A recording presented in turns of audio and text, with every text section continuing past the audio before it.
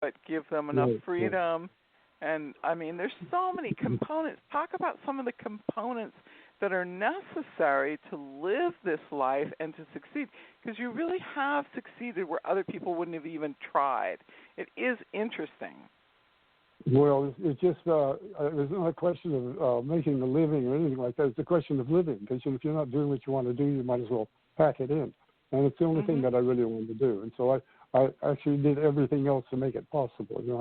I did construction, I did all sorts of stuff, and handyman work and the lot. And so that's actually, I went to Mexico because I found in the States it just wasn't on. And so when I got to Mexico, it was marvelous. I had people that would, take a real interest, and so I set up shop there actually in Lake Chapala, and that's where a number of artists went. And so it was just, I try to think when I was hand, it was and lighters were there, and so it was very, very receptive. And then of course there's a certain amount of welfare as well, and so it was a perfect place to go. And I'm ready to save my life actually, because I could have done it in the States, I'm sure. At that time.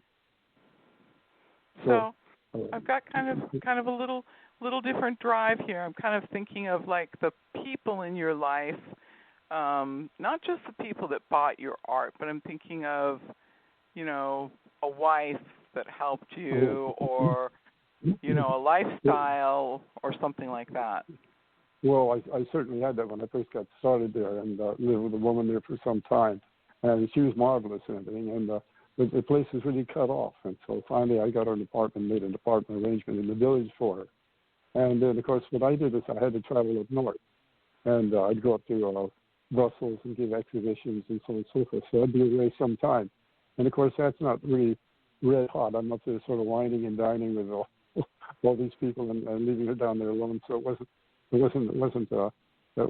too much of that sort of thing. And so I think she probably got tired of it. I don't blame her. Well, that's interesting. That's kind of an interesting thing, because I think that one of the things that work really well for Rich and I is that there's a lot of times when I'm out and I'm at work and people are whining and dining, as the expression goes. I don't drink, but people are dining you and romancing you and putting you into an opulent setting. And my work has its own value, and I have my own reputation. And so when Rich takes, and he can take me with him, and I can go and see what he does, he wants me to go with him. And when we can, we like to go and see what the other one is doing and how the project goes. But I think one of the things, I think it's an important point that if you're a successful artist, and you've been a very successful artist, you've had a lot of recognition, you've had a lot of fame, you've had a lot of stardom. I think the person who's with you has to be incredibly secure in their own work and their own efforts and their own pursuit of where the universe validates who and what they are outside of the relationship. Because if I was reliant on my husband, Rich, for validation, I would feel very, very empty. But my own work is so satisfying and so fulfilling that, I'm just nothing but happy for him to have his work and his moment in the spotlight. But that's an interesting thing that you said that. I don't think I've ever heard you say that before.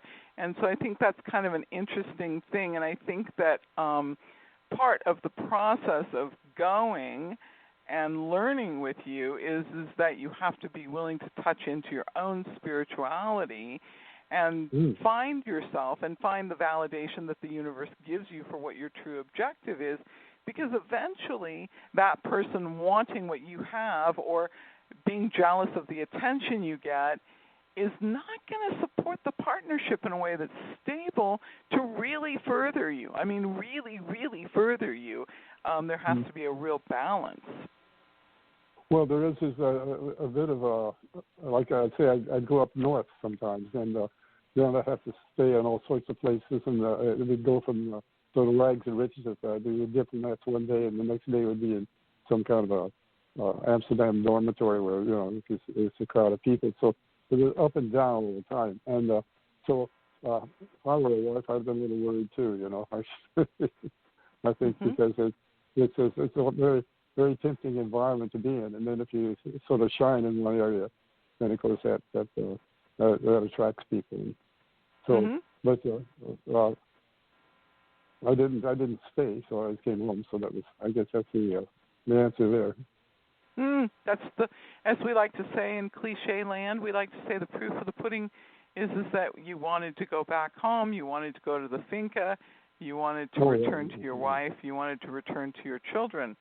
So that's lovely. It's really, really quite lovely. But it is also quite heroic to do this hero's journey with children in tow. So it is at that point when I look at the story, that is kind of always a inspiration for me. So is Rich available to talk a little bit? Rich. Yeah, Rich. Yeah, I'm here. Okay. Right there. Okay. We're gonna mute you for a second, Jack, and we're gonna talk to Rich for a minute. Okay? Yeah, he'll be coming on. Rich, she wants to talk to you. Rich. I'm here. Okay. Hi, Rich. Hi, how's it going? Hi, Rich. Hello, good. TJ. TJ. Hi. Yeah, Hey, I'm really interested in what Jack is helping us create here for other people that are artists, hopefully, because we've got so many authors, and my husband was an artist, so we created the Ace Folklife together, but he's passed. And I think it's wonderful that you're honoring one of our elders tonight and that Jack is willing to come on.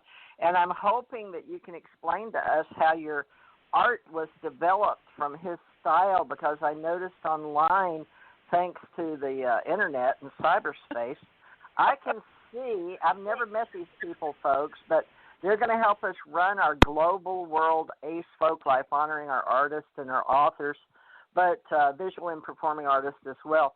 But there's such a similarity, and the way that you paint and the way you became famous and doing all these events, going around doing weddings, I would like to know, did Jack do that? I understand that he may not be able to paint now, but we haven't discussed that because of his eyesight. But I'd like to know, is there anything similar that he did that made you get into fast painting? I don't know what it's called, so you're going to have to educate us here, but that's also part of what we do, is get to know people plus whatever they can teach us. So can you share with us, Rich, because I'd sort of like to explain how you took from him and how you're related and how you got into art with your Uncle Jack. But leave us the history here, if you don't mind. So many of my friends have passed already, and the whole point of me doing this radio show was actually for this type of show tonight, was to get oral history down. So can you give us an idea, because people are going to see more and more of your artwork, and Jack's artwork is only going to increase over time in the G Clays, but give us some ideas, and then you can bring Jack on. I'd like to hear you and Jack reminisce back and forth. But I'm going to mute myself now. But it gives you an idea of what I'm looking for personally, but I'm sure you have some ideas of your own for this tonight's story. But I'm blending together my story and my husband that was an artist and passed. He did artwork, but at the last he only did pen and ink because of his eyes. So you can explain all that and why it is that we're trying to build this organization, and I've asked you guys to come forward and support it. It needs people to support other people. All right, I'll mute.